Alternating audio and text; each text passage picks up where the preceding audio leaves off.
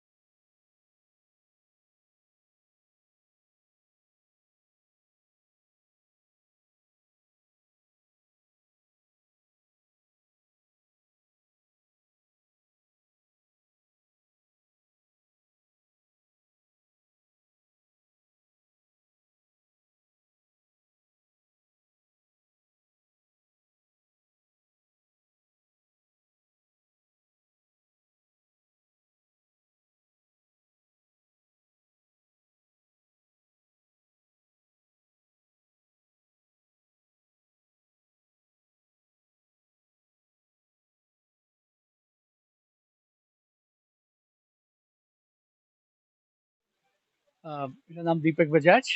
मैं motivational speaker, trainer, author. जी। बहुत सारी एनजीओज हैं जो काम कर रही हैं। लोग काम शुरू करते हैं, काम खत्म कर देते हैं। मेरा सौभाग्य है कि मुझे पिछले करीब 9 सालों से अनुभूति जी को और इस संस्था को काम करते हुए देखने का मौका मिला और किस तरह से एक छोटी-सी संस्था थी और आज इसने इतना बड़ा स्वरूप ले लिया अनुभूति जी की दृढ़ निष्ठा की वजह से। तो इस बात को देख के बहुत गर्व होता है और बहुत फ़क्र होता है इस बात पे कि अनुभूति जी जैसे लोग हैं, न्यू फ्यूजन जैसी संस्थाएँ हैं, जो समाज में इतना बड़ा काम ग्रास रूट लेवल पे कर रहे हैं। जैसे और भी एनजीओ है, देखिए वो नॉर्मल पढ़ाई या शिक्षा इसी सबको लेके आगे बढ़ रहे राइट। हैं। इनका थीम बहुत अलग है, इसके बारे में क्या कुछ कहेंगे? ये जो थीम है ना, ये ज़िंदगी से जुड़ा हुआ है। एक पढ़ाई जो है वो ज़िंदगी का एक ज़रूरी हिस्सा है, लेकिन ज़िंदगी नहीं है। नियो फ्यूजन ज़िंदगी के जो ऐसे पहलू हैं जिन पे कोई और बात नहीं करना चाह रहा है, उन सब पहलू को साथ में लेकर चल रहा है, जिससे मुझे ऐसा लगता है कि ये बच्चे ना सिर्फ पढ़ाई में या किसी और एक आध चीज़ में अच्छे बनेंगे, बल्कि अच्छे नागरिक और अपने जीवन को खुशी के साथ जी पाएँगे, संस्कारों के साथ जी पाएँगे। आज दूसरों ने प्ले किया, एक एग्जीबिशन रखा पेंटिंग का, उसके बारे में जी। क्या कहेंगे? मैंने ऐसा प्ले लाइफ में कहीं नहीं देखा है। हमारे बहुत सारे और स्कूल्स में बहुत सारे और ग्रुप्स होते हैं जहाँ पे प्लेस किए जाते हैं, बट मैंने ये मेरी लाइफ का अब तक का सबसे शानदार प्ले था। न्यू फ्यूजन के साथ कदम से कदम बढ़ाकर साथ देने का वायदा किया था और आज भी मैं उसके साथ हूँ। 10 वर्ष का समय, एक दशक देखने में तो लगता है कि बहुत छोटी सी बात है, लेकिन संघर्षों में और बिना किसी साधन के उस 10 वर्ष को आगे ले जाना बहुत मुश्किल का काम है। और आज जब ये 10 वर्ष पूरे हुए हैं, तो मैं न्यू फ्यूजन को, उसकी संस्थापिका मेरी बिटिया अनुभूति को बहुत-बहुत आशीर्वाद देता हूँ और सोचता हूँ कि ये जो कदम उसने बढ़ाया है वो निरंतर गतिशील रहे और वो जीवन में सफल हो।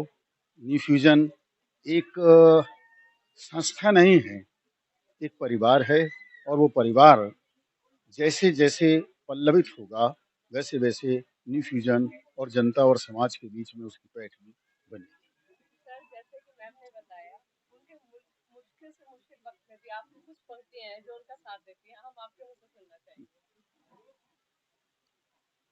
देखिए, एक पंक्ति मुझे याद आती है, अगर संकल्प हो मन में, अगर चलने का साहस हो, अंधेरे में कदम मंजिल का रास्ता ढूंढ लेते हैं।